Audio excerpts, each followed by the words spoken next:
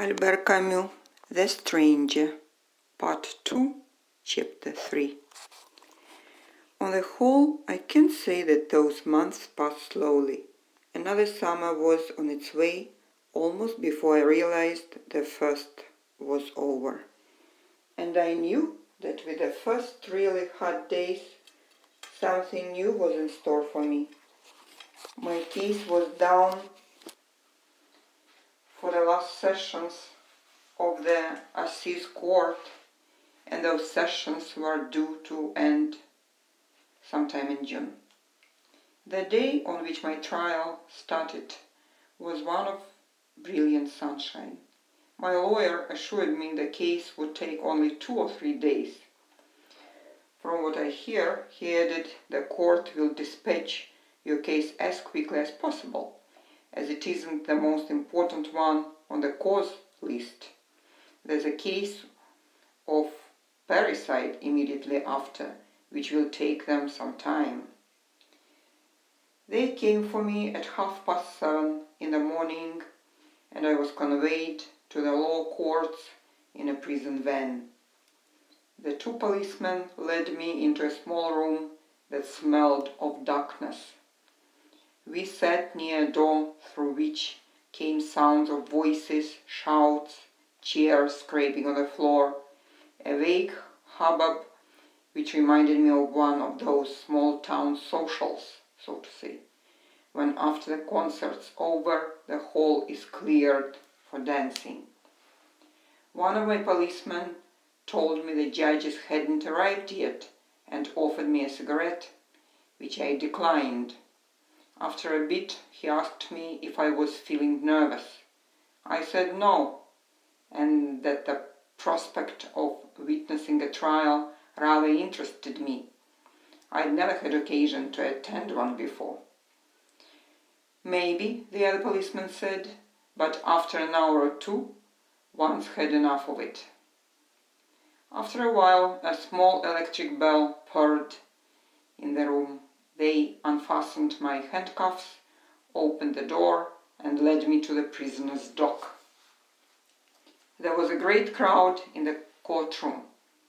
Though the Venetian blinds were down, light was filtering through the chinks, and the air stiflingly hot already. The windows had been kept shut. I sat down, and the police officers took their stand on each side of my chair. It was then that I noticed a row of faces opposite me. These people were staring hard at me, and I guessed they were the jury. But somehow I didn't see them as individuals. I felt as you do just after boarding a streetcar and you are conscious of all the people on the opposite seat staring at you in the hope of finding something in your appearance to amuse them. Of course, I knew this was an absurd comparison. What these people were looking for in me wasn't anything to laugh at, but signs of criminality. Still, the difference wasn't so very great, and anyhow, that's the idea I got. What with the crowd and the stuffiness of the air, I was feeling a bit dizzy. I ran my eyes around the courtroom, but couldn't recognize any of the faces. At first, I could hardly believe that all these people had come on my account. It was such a new experience, being a focus of interest in the ordinary way. No one ever paid much attention to me. What a crush, I remarked to the policeman on my left, and he explained that the newspapers were responsible for it. He pointed to a group of men at a table just below the jury box. There they are. Who? I asked, and he replied, the press. One of them, he added, was an old friend of his. A moment later, the man he'd mentioned looked our way and, coming to the dock, shook hands warmly with a policeman. The journalist was an elderly man with a rather grim expression, but his manner was quite pleasant. Just then I noticed that almost all the people in the courtroom were greeting each other, exchanging remarks and forming groups, behaving, in fact, as in a club where the company of others, of one's own tastes and standing, makes one feel at ease. That, no doubt, explained the odd impression I had of being here a sort of gate crasher. However, the journalist addressed me quite amiably and said he hoped all would go well for me. I thanked him, and he added with a smile, "You know, we've been featuring you a bit. We're always rather short of copy in the summer, and there's been precious little to write about except your case and the one that's coming on after it.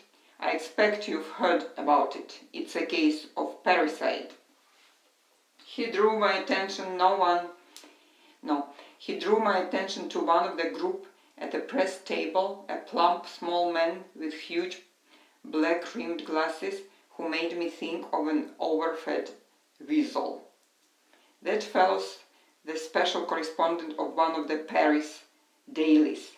As a matter of fact, he didn't come on your account. He was sent for the parricide case, but they've asked him to cover yours as well. It was on the tip of my tongue to say that was very kind of them, but then I thought it would sound silly. With a friendly wave of his hand, he left us, and for some minutes nothing happened. Then, accompanied by some colleagues, my lawyer bustled in his gown. He went up to the press table and shook hands with the journalists. They remained laughing and chatting together, all seemingly very much at home here, until a bell rang shrilly and everyone went to his place.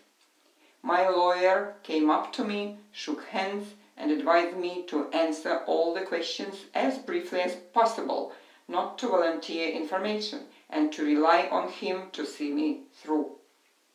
I heard a chair scrape on my left, and a tall, thin man wearing pince-nez settled the folds of his red gown as he took his seat. The public prosecutor, I gathered. A clerk of the court announced that their honors were entering, and at the same moment 2 big electric fans started buzzing overhead.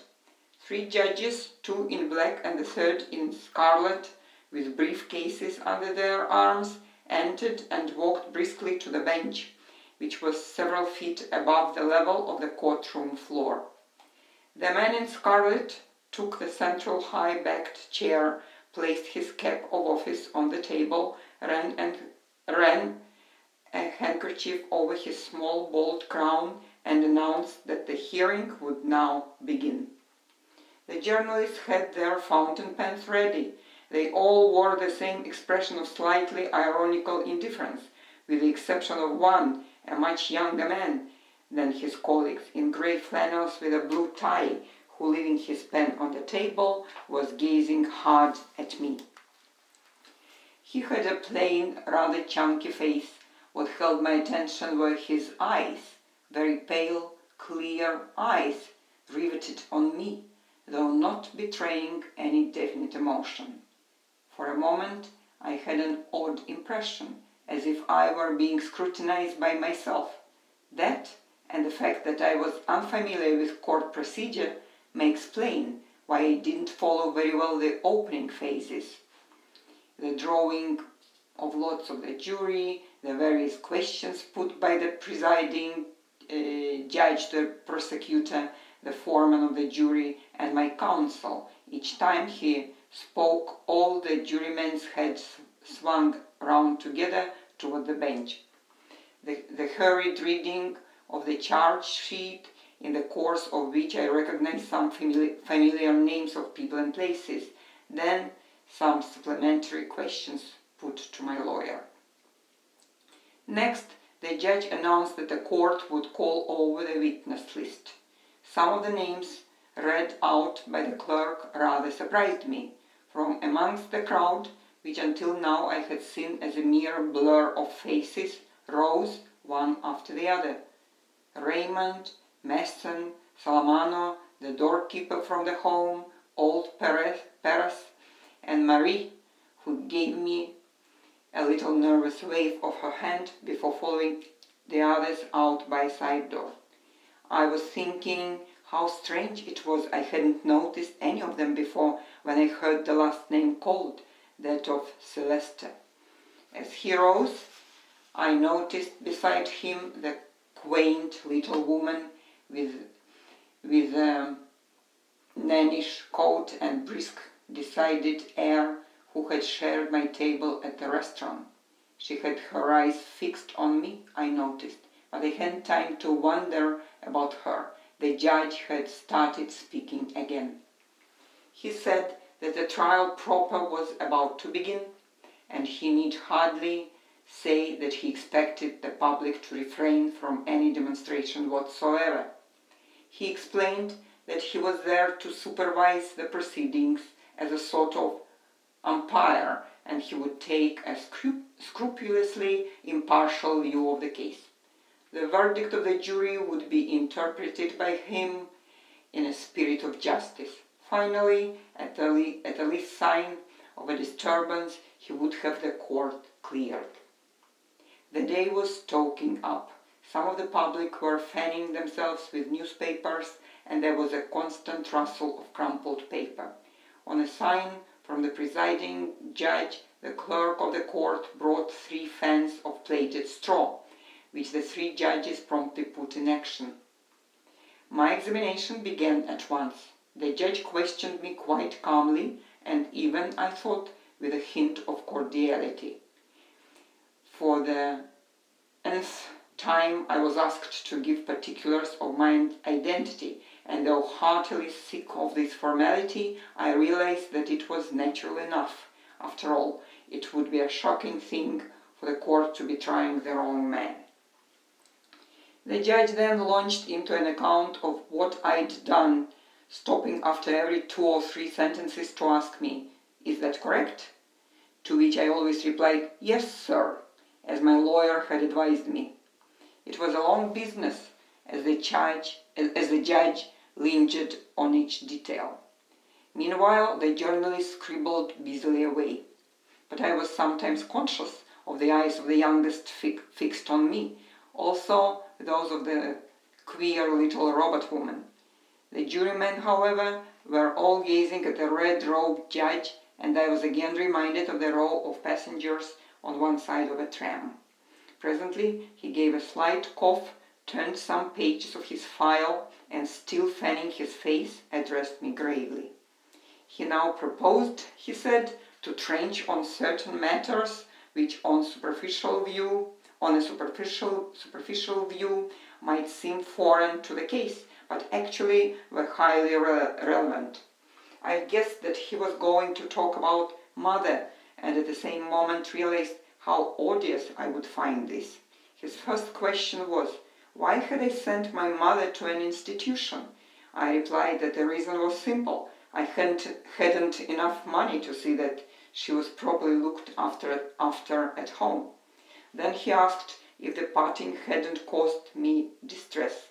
I explained that neither mother nor I expected much of one another, or, for that matter, of anybody else, so both of us had got used to the new conditions easily enough. The judge then said that he had no wish to press the point, and asked the prosecutor if he could think of any more questions that should be put to me at this stage. The prosecutor, who had his back half turned to me, said, without looking in my direction, that subject to his honor's approval, he would like to know if I'd gone back to the stream with the intention of killing the Arab. I said no. In that case, why had I taken a revolver with me, and why go back precisely to that spot? I said it was a matter of pure chance. The prosecutor then observed in a nasty tone, "Very good, that will be all for the present." I couldn't quite follow what came next. Anyhow, after some palavering among the bench, the prosecutor and my counsel, the presiding judge, announced that the court would now rise. There was and adjournment till the afternoon, when evidence would be taken. Almost before I knew what was happening, I was rushed out to the prison van, which drove me back, and I was given my midday meal. After a short time, just enough for me to realize how tired I was feeling, they came for me. I was back in the same room, confronting the same faces, and the whole thing started again. But the heat had meanwhile much increased, and by some miracle fans had been procured for everyone: the jury, my lawyer, the prosecutor, and some of the journalists too. The young man and the robot woman were still at their places, but they were not fanning themselves, and as before, they never took their eyes off me. I wiped the sweat from my face, but I was barely conscious of where or who I was until I heard the warden of the home called to the witness box. When asked if my mother had complained about my conduct, he said yes, but that didn't mean much. Almost all the inmates of the home had grievances against their relatives. The judge asked him to be more explicit. Did she reproach me with having sent her to the home? And he said yes again, but this time he didn't qualify his answer. To another question he replied that on the day of the funeral he was somewhat surprised by my calmness. Asked to explain what he meant by my calmness, the warden lowered his eyes and stared at his shoes for a moment. Then he explained that I hadn't wanted to see mother's body or shed a single tear, and that I'd left immediately the funeral ended, without lingering at her grave. Another thing had surprised him. One of the undertaker's men told him that I didn't know my mother's age. There was a short silence. Then the judge asked him if he might take it that he was referring to the prisoner in the dock. The warden seemed puzzled by this, and the judge explained, "It's a formal question. I am bound to put it." The prosecutor was then asked if he had any questions to put, and he answered loudly, "Certainly not. I have all I want." His tone and the look of triumph on his face as he glanced at me were so marked that I felt as I hadn't felt for ages. I had a foolish desire to burst into tears. For the first time I'd realized how all these people loathed me. After asking the jury and my lawyer if they had any questions, the judge heard the doorkeeper's evidence. On stepping into the box, the man threw a glance at me, then looked away. Replying to questions, he said that I'd declined to see mother's body, I'd smoked cigarettes and slept and drank café au lait. It was then I felt a sort of wave of indignation spreading through the courtroom, and for the first time I understood that I was guilty. They got the doorkeeper to repeat what he had said about the coffee and my smoking. The prosecutor turned to me again with a gloating look in his eyes. My counsel asked the doorkeeper if he too hadn't smoked, but the prosecutor took strong exception to this. "I'd like to know," he cried indignantly, who is on trial in this court? Or does my friend think that by aspersing a witness for the prosecution he will shake the evidence, the abundant and cogent evidence against his client?" Nonetheless, the judge told the doorkeeper to answer the question. The old fellow fidgeted a bit, then, "Well, I know I didn't ought to have done it," he mumbled, "but I did take a cigarette from the young gentleman when he offered it, just out of politeness." The judge asked me if I had any comment to make. "None," I said, "except that the witness is quite right. It's true. I offered him a cigarette." The doorkeeper looked at me with surprise and a sort of gratitude. Then, after hemming and hawing for a bit, he volunteered the statement that it was he who'd suggested I should have some coffee. My lawyer was exultant. "The jury will appreciate," he said, the importance of this admission. The prosecutor, however, was promptly on his feet again. "Quite so," he boomed above our heads. "The jury will appreciate it, and they will draw the conclusion that though a third party might inadvertently offer him a cup of coffee, the prisoner, in common decency, should have refused it, if only out of respect for the dead body of the poor woman who had brought him into the world." After which the doorkeeper went to his seat. When Thomas Perez was called, a court officer had to help him to the box. Perez stated that though he had been a great friend of my mother, he had met me once only on the day of the funeral. Asked how I had behaved that day, he said, "Well, I was most upset, far too much upset to notice things. My grief sort of blinded me, I think. It had been a great shock, my dear friend's death. In fact, I fainted during the funeral, so I didn't hardly notice the young gentleman at all." The prosecutor asked him to tell the court if he'd seen me weep, and when Perez answered no, added emphatically, "I trust the jury will take note of this reply." My lawyer rose at once and asked Perez in a tone that seemed to me needlessly aggressive, "Now, think well, my man. Can you swear you saw he didn't shed a tear?" Perez answered, "No." At this some people tittered, and my lawyer, pushing back one sleeve of his gown, said sternly, "That is typical of the way this case is being conducted. No attempt is being made to elicit the true facts." The prosecutor ignored this remark. He was making dabs with his pencil on the cover of his brief, seemingly quite indifferent. There was a break of 5 minutes, during which my lawyer told me the case was going very well indeed. Then Celeste was called. He was announced as a witness for the defense.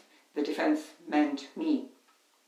Now and again Celeste threw me a glance. He kept squeezing his Panama hat between his hands, and he gave evidence. He was in his best suit, the one he wore when sometimes over Sunday he went with me to the races, but evidently he hadn't been able to get his collar on. The top of his shirt, I noticed, was secured only by a brass stud. Asked if I was one of his customers, he said yes, and a friend as well. Asked to state his opinion of me, he said that I was all right, and when told to explain what he meant by that, he replied that everyone knew what that meant. Was I a secretive sort of man? No, he answered, I shouldn't call him that, but he isn't one to waste his breath like a lot of folks. The prosecutor asked him if I always settled my monthly bill at his restaurant when he presented it. Celeste laughed. Oh, he paid on the nail, all right, but the bills were just details like between him and me. Then he was asked to say what he thought about the crime. He placed his hands on the rail of the box, and one could see he had a speech already. To my mind, it was just an accident, or a stroke of bad luck, if you prefer, and a thing like that takes you off your guard. He wanted to continue, but the judge cut him short. Quite so, that's all, thank you. For a bit, Celeste seemed flabbergasted. Then he explained that he hadn't finished what he wanted to say. They told him to continue, but to make it brief. He only repeated that it was just an accident. That's as it may be, the judge observed, but what we are here for is to try such accidents according to law. You can stand down. Celeste turned and gazed at me. His eyes were moist and his lips trembling. It was exactly as if he'd said, Well, I've done my best for you, old man. I'm afraid it hasn't helped much. I'm sorry. I didn't say anything or make any movement, but for the first time in my life I wanted to kiss a man. The judge repeated his order to stand down, and Celeste returned to his place amongst the crowd. During the rest of the hearing, he remained there, leaning forward, elbows on knees, and his Panama between his hands, not missing a word of the proceedings. It was Marie's turn next. She had a hat on and still looked quite pretty, though I much preferred her with her hair free. From where I was, I had glimpses of the soft curve of her breasts, and her underlip had the little pout that always fascinated me. She appeared very nervous. The first question was, how long had she known me? Since the time when she was in our office, she replied. Then the judge asked her what were the relations between us, and she said she was my girlfriend. Answering another question, she admitted promising to marry me. The prosecutor, who had been studying a document in front of him, asked her rather sharply when our liaison had begun. She gave the date. He then observed with a would-be casual air that apparently she meant the day following my mother's funeral. After letting this sink in, he remarked in a slightly ironic tone that obviously this was a delicate topic and he could enter into the young lady's feelings, but, and here his voice grew sterner, his duty obliged him to waive considerations of delicacy. After making this announcement, he asked Marie to give a full account of our doings on the day when I had intercourse with her for the first time. Marie wouldn't answer it at first, but the prosecutor insisted, and then she told him that we had met at the baths, gone together to the pictures, and then to my place. He then informed the court that as a result of certain statements made by Marie at the proceedings before the magistrate, he had studied the movie programs of that date, and turning to Marie, asked her to name the film that we had gone to see. In a very low voice, she said it was a picture with Fernandel in it. By the time she had finished, the courtroom was so still you could have heard a pin drop. Looking very grave, the prosecutor drew himself. I will just tell now to the listener that Fernandel is a comic actor. Looking very grave, the prosecutor drew himself up to his full height and, pointing at me, said in such a tone that I could have sworn he was genuinely moved. Gentlemen of the jury, I would have you note that on the next day after his mother's funeral, that man was visiting the swimming pool, starting a liaison with a girl, and going to see a comic film. That is all I wish to say. When he sat down, there was the same dead silence. Then all of a sudden, Marie burst into tears. He'd got it all wrong, she said. It wasn't a bit like that, really. He'd bullied her into saying the opposite of what she meant. She knew me very well, and she was sure I hadn't done anything really wrong, and so on. At a sign from the presiding judge, one of the court officers led her away, and the hearing continued. Hardly anyone seemed to listen to Masson, the next witness. He stated that I was a respectable young fellow, and what's more, a very decent chap. Nor did they pay any more attention to Salamano when he told them how kind I'd always been to his dog, or when in answer to a question about my mother and myself, he said that mother and I had very little in common, and that explained why I'd fixed up for her to enter the home. You've got to understand, he added, you've got to understand. But no one seemed to understand. He was told to stand down. Raymond was the next and last witness. He gave me a little wave of his hand and led off by saying I was innocent. The judge rebuked him. You are here to give evidence, not your views on the case, and you must confine yourself to answering the questions put you. He was then asked to make clear his relations with the deceased, and Raymond took this opportunity of explaining that it was he, not I, against whom the dead man had a grudge, because he, Raymond, had beaten up his sister. The judge asked him if the deceased had no reason to dislike me too. Raymond told him that my presence on the beach that morning was a pure coincidence. How comes it then, the prosecutor inquired, that the letter which led up to this tragedy was the prisoner's work? Raymond replied that this too was due to mere chance, to which the prosecutor retorted that in this case chance or mere coincidence seemed to play a remarkably large part. Was it by chance that I hadn't intervened when Raymond assaulted his mistress? Did this convenient term chance account for my having vouched for Raymond at the police station and having made on that occasion statements extravagantly favorable to him? In conclusion, he asked Raymond to state what were his means of livelihood. On his describing himself as a warehouseman, the prosecutor informed the jury it was common knowledge that the witness lived on the immoral earnings of women.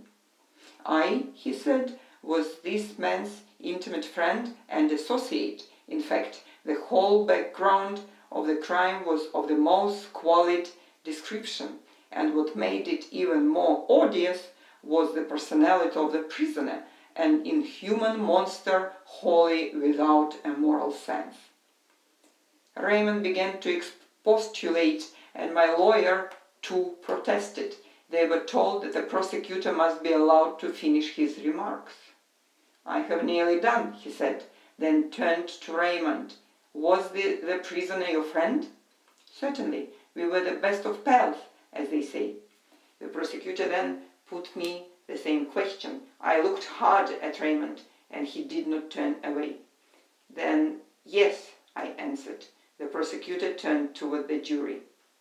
"Not only did the man before you in the dock indulge in the most shameful orgies on the day following his mother's death, he killed a man cold-bloodedly in pursuance of some sordid vendetta in the underworld of prostitutes and pimps. That, gentlemen of the jury, is the type of man the prisoner is." No sooner had he sat down than my lawyer, out of all patience, raised his arms so high that his sleeves fell back, showing the full length of his starched shirt cuffs. "Is my client on trial for having buried his mother or for killing a man?" he asked. There were some titters in court, but then the prosecutor sprang to his feet and, draping his gown round him, said he was amused at his friend's ingenuousness in failing to see that between these two elements of the case there was a vital link. They hung together psychologically, if he might put it so. In short, he concluded, speaking with great vehemence, I accuse the prisoner of behaving at his mother's funeral in a way that showed he was already a criminal at heart. These words seemed to take much effect on the jury and public. My lawyer merely shrugged his shoulders and wiped the sweat from his forehead. But obviously he was rattled, and I had a feeling things weren't going well for me. Soon after this incident, the court rose. As I was being taken from the courthouse to the prison van, I was conscious for a few brief moments of the once familiar feel of a summer evening out of doors. And sitting in the darkness of my moving cell, I recognized, echoing in my tired brain, all the characteristic sounds of a town I'd loved, and of a certain hour of the day which I had always particularly enjoyed. The shouts of newspaper boys in the already languid air, the last calls of birds in the public garden, the cries of sandwich vendors, the screech of streetcars at the steep corners of the upper town, and that faint rustling overhead as darkness sifted down upon the harbor. All these sounds made my return to prison like a blind man's journey along a route whose every inch he knows by heart.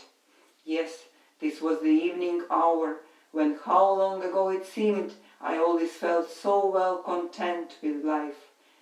Then what awaited me was a night of easy, dreamless sleep. This was the same hour, but with a difference. I was returning to a cell, and what awaited me was a night haunted by forebodings of the coming day. And so I learned that familiar paths traced in the dusk of summer evenings may lead as well to prisons as to innocent, untroubled sleep.